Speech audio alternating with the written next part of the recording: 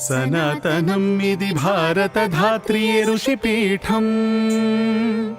సనాతనం ఇది భారతధాత్రీ ఋషిపీఠం. ఆది మహర్షి పరమేశ్వరుడే అధిపతిగా గల అమృతధామం ఋషిపీఠం. ఋషిపీఠం ఉన్నట్టు స్వామి సగుణ స్వరూపుడు. ఈ సగుణ తత్వ రెండు రూపములు విష్ణు సహస్రంలో వివిధ నామాల్లో చెప్పబడుతున్నాయి. ఒక్కొక్కసారి ఆయన సర్వవ్యాపకమైన చిచ్చక్తి రూపాన్ని చెప్తూ మరొక్కసారి మెరుపులాగా ఆయన రూపాన్ని వర్ణిస్తున్నారు. శంఖచక్ర గదాధర సులోచన అంటూ ఆ రూపస్ఫురణ కలిగిస్తారు. అంటే సగుణ సాకార రూపములను కూడా వర్ణిస్తున్నది విష్ణు సహస్రం. మూడవది ఏంటంటే ఆయన అవతారములు, ఎన్నెన్న అవతారాలు ఉన్నాయో అన్నీ ఇంచుమించు విష్ణు శాస్త్రంలో స్మరింపబడుతున్నాయి.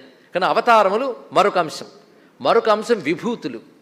విభూతులు అంటే సృష్టిలో భగవానుడు రకరకాల విభూతుల రూపంతో వ్యాపించున్నాడు. ఎన్ని రకాలంటే నేనే చెప్పలేని ఆయనే చెప్పాడు. అన్ని విభూతులు ఉన్నాయి జగమంతా కూడా. విభూతులు అంటే ఆయన ఐశ్వర్య శక్తులు. అలాంటి దేవతల్లో ఇంద్రుణ్ణి నేను అని చెప్పాడు కదా, ఆదిత్యుల్లో విష్ణువుని నేను, రాక్షసుల్లో ప్రహ్లాదుణ్ణి నేను, వేదముల్లో సామవేదము నేను, ఇలా చెప్పిన విభూతులు ఉపాసన కోసం తెలియజేశాడు. ఏది శ్రేష్టమో దాన్ని ఉపాసించాలి. అన్నీ తానే అయినా అన్నిట్లో పట్టుకోలేం. దేనిలో ఆయన శక్తి ఎక్కువగా మనకి కనబడుతుందో దాన్ని పట్టుకోగలగాలి. అవి విభూతులు. అలాంటి విభూతులన్నీ ఇందులో ఉన్నాయి. అలాగే దేవతలందరూ ఆయన విభూతులే కనుక సర్వదేవతల నామాలు ఉన్నాయి.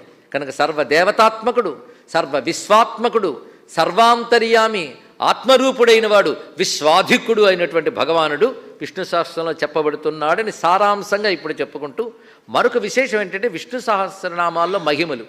ఇవి చెప్పాలంటే చాలా చెప్పచ్చండి. నేను చదివిగానే నాకు ఇది జరిగింది అని చెప్పేవాళ్ళు చాలామంది ఉన్నారు. అవన్నీ మనం సేకరించి ప్రపంచంలో రాస్తే అదొక వాల్యూమ్ అవుతుంది.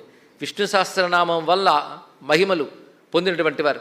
అయితే మహిమలు అంటే చదవడం వల్ల వచ్చే మహిమలు తప్పకుండా ఉంటాయి. కానీ అర్థ విచారణ చేయడం వల్ల వచ్చే మహిమ మనకి పరమాత్మని దగ్గర చేస్తుంది.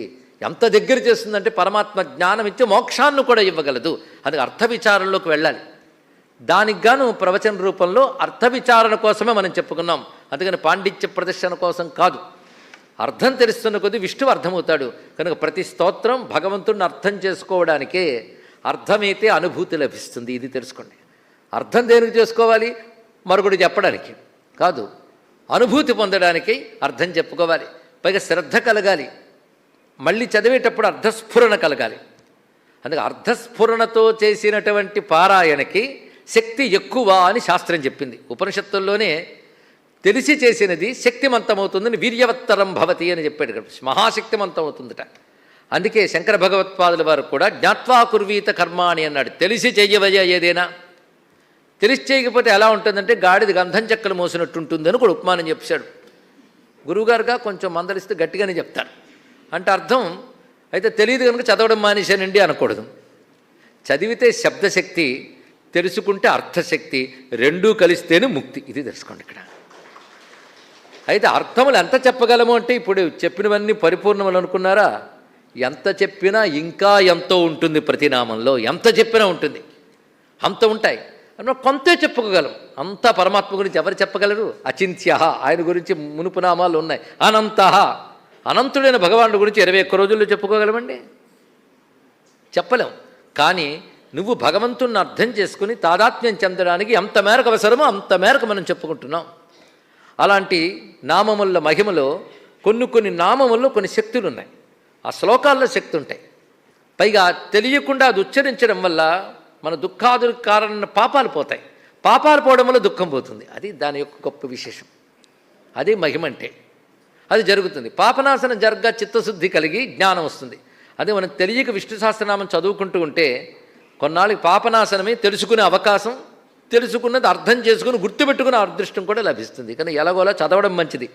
ఎప్పటికైనా జ్ఞానం గ్రహించడం అసలు మంచిది.